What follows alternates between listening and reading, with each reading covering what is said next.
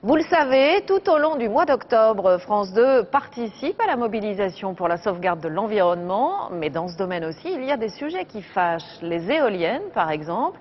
À chaque fois qu'un parc s'installe, une association d'opposants voit le jour.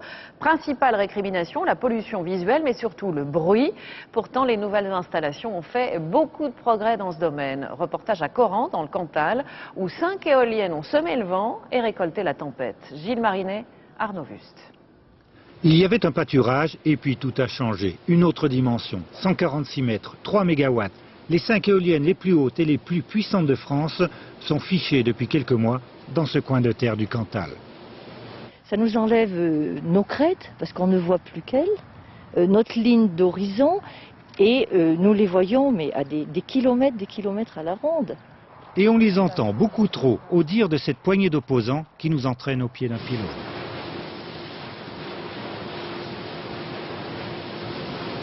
Le bruit est là, mais pas assourdissant. Ce jour-là, l'éolienne la plus proche d'une maison, 500 mètres, est en panne. Un simple répit, selon cette habitante.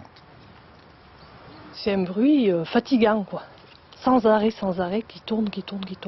Et tout dépend du temps, du vent. Au village, pas de bruit. Au mois de janvier, le gel a fait grincer les éoliennes durant 4 jours. Depuis, plus rien. L'autoroute toute proche, elle, déverse en permanence le bruit du trafic. 70 décibels, c'est le maximum atteint par les éoliennes.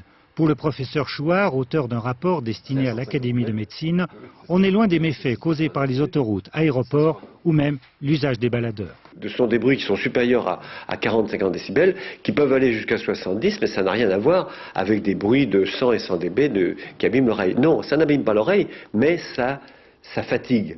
Ça met en sursaut, ça met en éveil. Légalement, il n'existe pas de distance à respecter, mais la direction des affaires sanitaires impose systématiquement 500 mètres. Le rapport, lui, recommande 1500 mètres, trop pour des opérateurs qui envisagent 6000 éoliennes supplémentaires d'ici 2020. Mais à 500 mètres, il n'y a vraiment plus aucun bruit du tout.